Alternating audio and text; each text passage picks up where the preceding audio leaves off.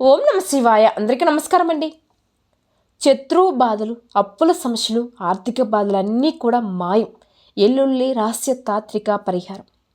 ఎల్లుల్లి తోటి రహస్యంగా ఈ చిన్న పరిహారం గనక చేసినట్లయితే మనకు ఉన్నటువంటి శత్రువుల బాధల నుంచి, అలానే ఆర్థిక సమస్యలు, అప్పుల బాధల నుంచి అన్ని రకాలుగా ఎలాంటి సమస్య అయినా సరే వాటి నుంచి మీరు పూర్తిగా బయట పడేసేటటువంటి ఒకే ఒక రహస్యమైనటువంటి ఎల్లుల్లితో చేసేటువంటి తాత్విక పరిహారం అనేది ఇది.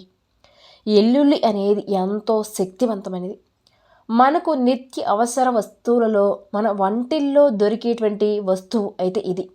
ఈ ఎల్లుల్లి అంటేనే మనకు ఎంత మంచి ఫలితాన్ని ఇస్తుంది అంటే వంటపరంగా, ఆరోగ్యపరంగా మనకు ఎంత శక్తిని ఇస్తుందో అలాగే మనకు పరిహార పరంగా కూడా అంతకు అంత రెట్టింపు పరిహారం అనేది ఫలితం కూడా వస్తుంది. మనకు శత్రువులు కూడా ఉంటారు కదండి. అంటే అసలు మన ప్రమేయం లేకుండా మనం అంటే ఎందుకు కొంతమందికి గిట్టకుండా ఉంటారు. ఒక్కొక్కరికి అసలు నచ్చం. మనం మాట్లాడిన వారికి నచ్చం. మనం ఏ పని చేసినా కూడా వారికి నచ్చదు. ఎందుకో ఊరికనే మన మీద పగ పెంచుకుంటూ ఉంటారు, ద్వేషాలు పెంచుకుంటూ ఉంటారు. అలా పెంచుకొని ఏమిటి అంటే మనల్ని ఎలాగైనా సరే ఇబ్బంది పెట్టాలని చూడడం, మన మీద చాడీలు చెప్పడం, లేనిపోని నిందలు వేయడం, ఇలా ఒక కక్ష పెట్టుకుంటూ ఉంటారు. అసలు మనం ఏమైనా వాళ్ళని చేశామా అంటే ఏది ఉండదు. మనం మంచిగా ఏదైనా ఒక మాట చెప్పినా కూడా అందులో ఒక తప్పులు వెతికేస్తూ ఉంటారు. అలా శత్రువులుగా తయారవుతూ ఉంటారనమాట.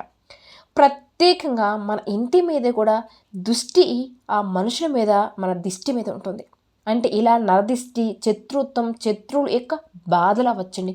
అలానే ఆర్థికపరమైన సమస్యలు, ఇలా ఎన్నో రకాలుగా మానసికంగా మనలో మనమే నలిగిపోతూ ఉంటాం. మనకు తెలియకుండానే మనము సమస్యల్లో కూడా ఊబిలో కూరుకుపోతూ ఉంటాం. కాబట్టి ఇలా ఎలాంటి సమస్య ఉన్నా సరే అండి, ఈ వెల్లుల్లితో చేసే పరిహారం అనేది చాలా పవర్ఫుల్ రిజల్ట్ అనేది వస్తుంది. ఇది ఒక రహస్య తాత్విక పరిహారం. ఈ పరిహారం చేసి ఇలా చేశామని చెప్పేసి కూడా ఎవరికీ చెప్పకూడదు. రహస్యంగానే చేసేటువంటి పరిహారం అండి ఇది. కాబట్టి ఒకవేళ చెబితే దానికి ఉన్నటువంటి పవర్ అంతా కూడా తీరిపోతుంది. కాబట్టి ఈ ఎల్లుల్లి పరిహారం అనేది చాలా పవర్ఫుల్ అని చెప్పుకోవచ్చు. ఎల్లుల్లి అంటేనే దుర్గాదేవి స్వరూపం.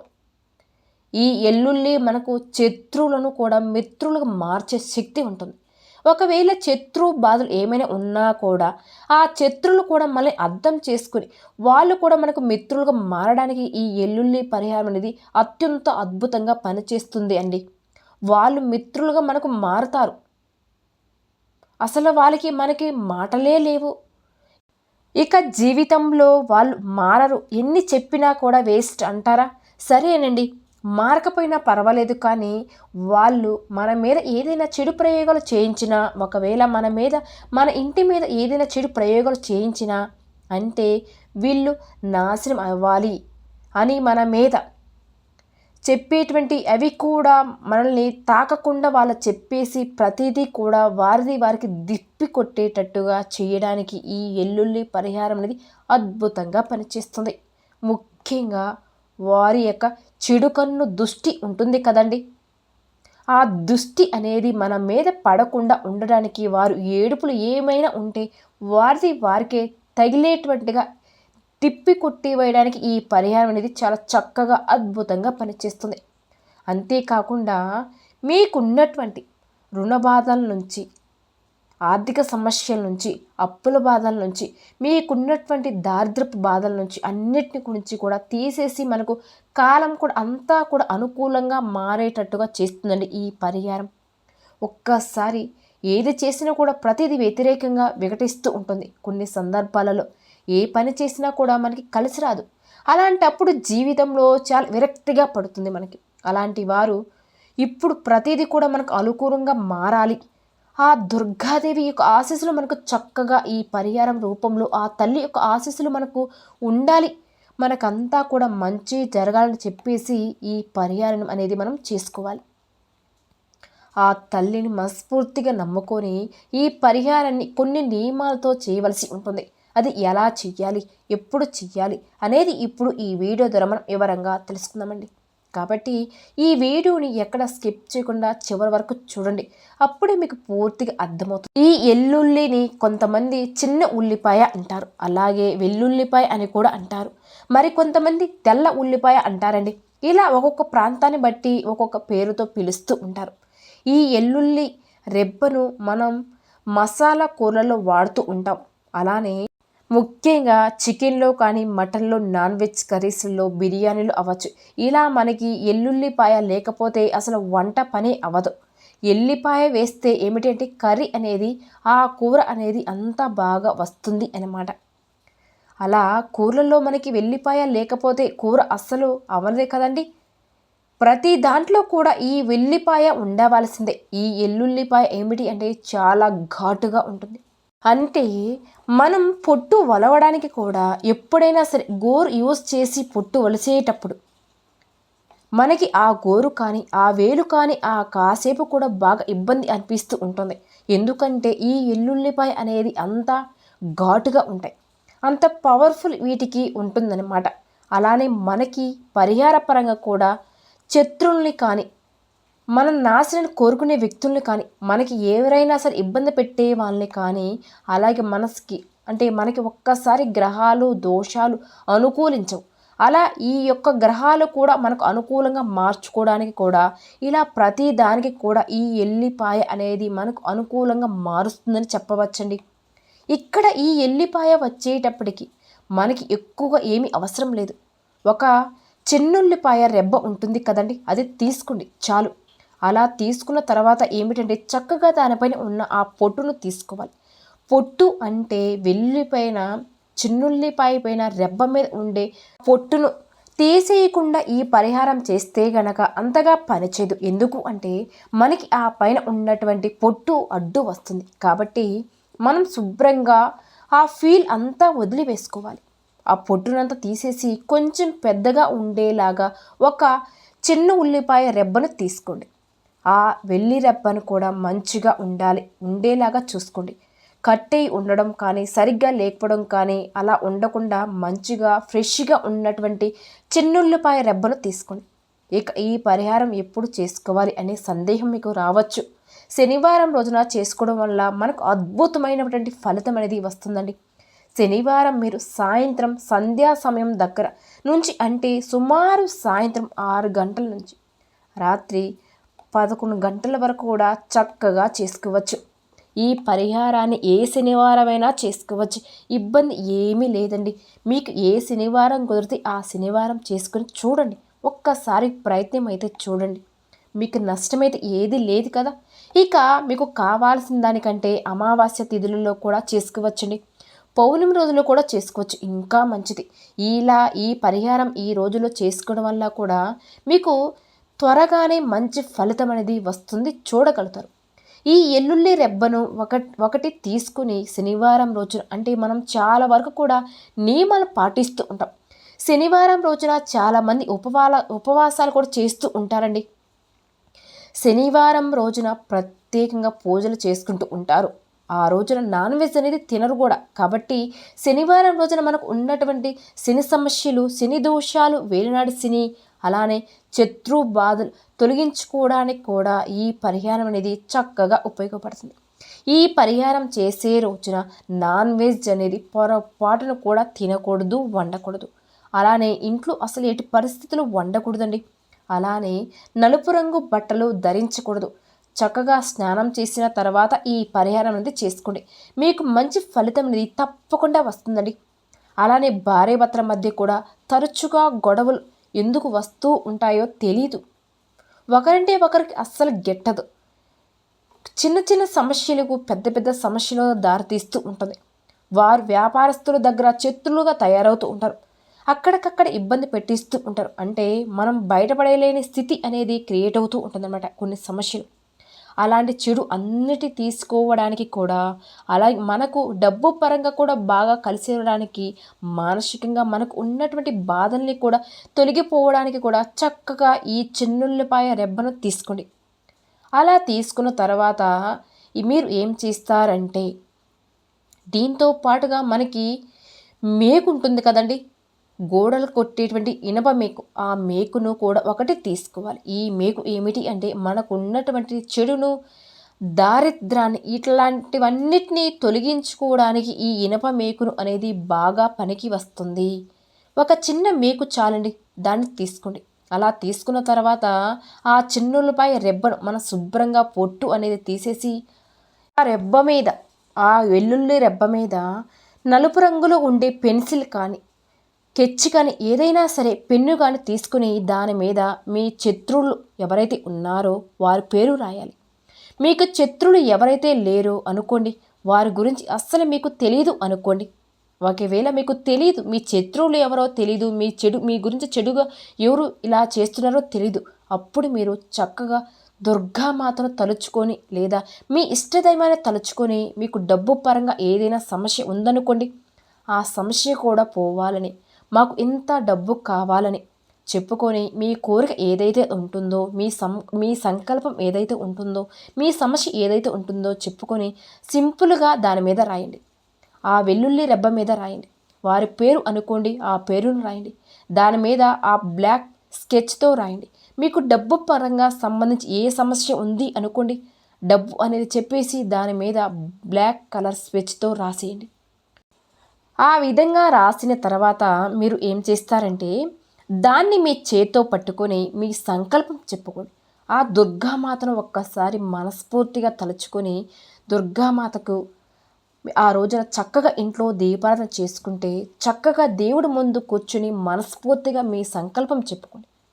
సంకల్పం చెప్పుకోవడం ఒకవేళ కుదరదు అనుకునేవారు, మాకు ఆ టైంలో చేయడానికి కుదరలేదు అని అంటే గనక మామూలుగా అయినా సరే సంకల్పం చెప్పుకోండి. ఎందుకంటే వెల్లుల్లికి కూడా ప్రకృతి యొక్క శక్తి, దైవశక్తి కూడా పుష్కలంగా ఉంటాయండి. ఎల్లుల్లి దుర్గాదేవి స్వరూపం కాబట్టి చక్కగా మీరు మామూలుగా అయినా సరే సంకల్పం అయితే చెప్పుకోండి. శత్రువుల పేరు ఏదైనా రాశారు అనుకోండి, వాళ్ళు మాకు మిత్రులుగా మారాలి, మాకు వాళ్ళకి ఏదైనా గొడవలు ఉంటే అవి పోవాలి, వారి వల్ల మాకు ఇబ్బందులు జరిగేటువంటి ఉన్నాయి కాబట్టి అవన్నీ కూడా మా మధ్య ఉండకూడదు అని, జరగకూడదు అని అనుకోండి. వాళ్ళు మాకు అనుకూలంగా మారాలని చెప్పేసి మనస్ఫూర్తిగా సంకల్పం అయితే చెప్పుకోండి. లేదా డబ్బు గురించి అనుకోండి, అప్పు ఏదైనా సరే మీకు తీరిపోవాలని, మాకు బాగా కలిసి రావాలని, మేము బాగా సంపాదించుకోవాలని, సంపాదించుకున్న ధనం కూడా నిలవాలి అని, ఒక మంచి ఇల్లు కట్టుకోవాలని, లేదా మంచి వివాహం అనేది త్వరగా జరగాలని, మీకు ఏ సంకల్పం ఉంటుందో మంచి ఉద్యోగం రావాలని, మా జాతకంలో ఉన్నటువంటి చెడు అంతా కూడా పోవాలని, ఇలా మీకు ఏదైతే ప్రాబ్లం ఉంటుందో ఆ సంకల్పం అనేది మనస్ఫూర్తిగా చెప్పుకోండి. అలా చెప్పుకున్న తర్వాత మీరు ఏం చేస్తారంటే ఆ ఎల్లుల్లి రెబ్బను మీ తల చుట్టూ సవ్య దిశలో 3 సార్లు, అపసవ్య దిశలో 3 సార్లు దిష్టిలాగా తీసుకోండి.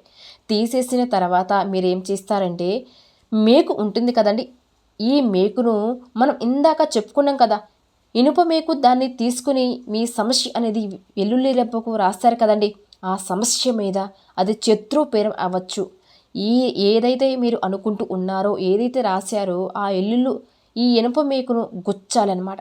కరెక్ట్గా మనం ఎక్కడైతే రాసామో అలా దాని మీద మధ్యలో వచ్చేటప్పటికి ఈ ఫోటోలో ఉంది కదండి, అలా దాని మీద రాయాలి, దాని మీద కుచ్చాలి, ఆ మేకును ఆ ప్రదేశంలో కుచ్చాలి అనే విషయాన్ని గుర్తుపెట్టుకోండి. ఆ వెల్లుల్లి రెబ్బ మీద ఉన్నటువంటి ఆ పొట్టును తీసేయాలి. పైన పొట్టును తీసేయకుండా మాత్రం చేసిందంతా కూడా వృధా అయిపోతుందండి.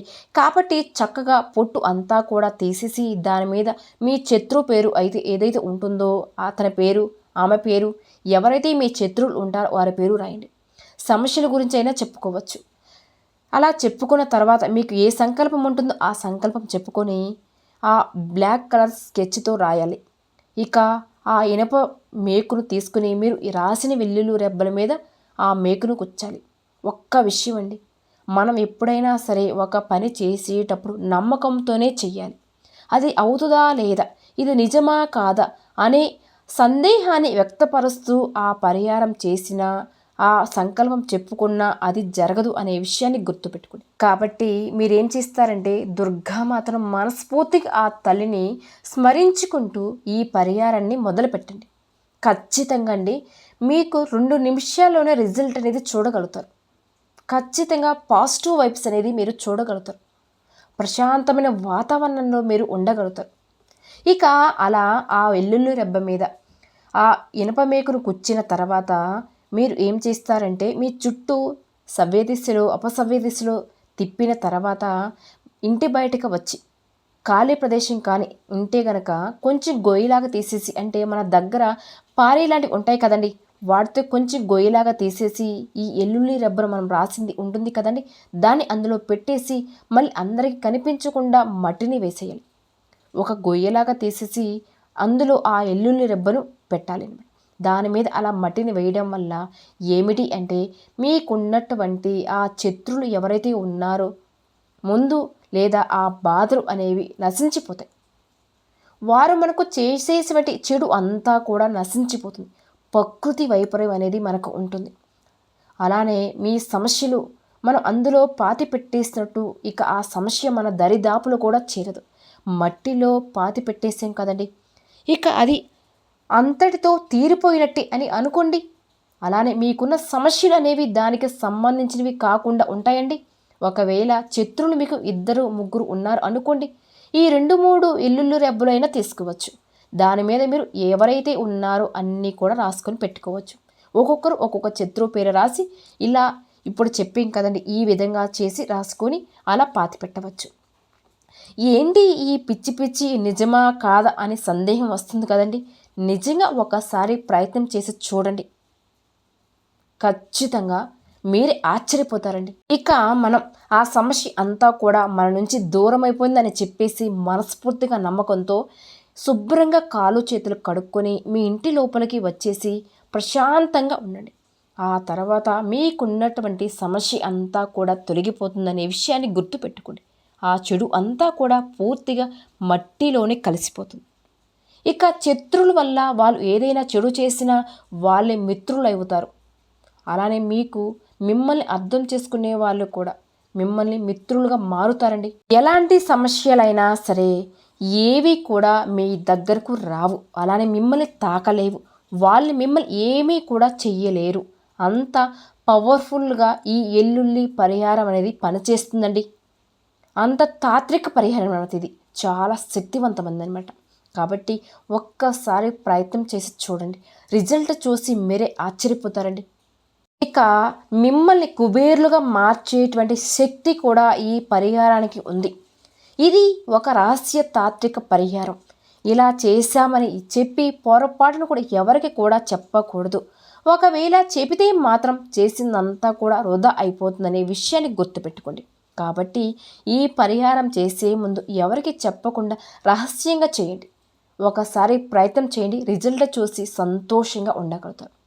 చూశారు కదండి, ఈ వీడియో కనుక మీకు నచ్చినట్లయితే ప్లీజ్ లైక్ చేయండి. అలానే మన ఛానల్ని ఫస్ట్ టైం చూసే వాళ్ళైతే ఛానల్ని సబ్స్క్రైబ్ చేసుకోండి.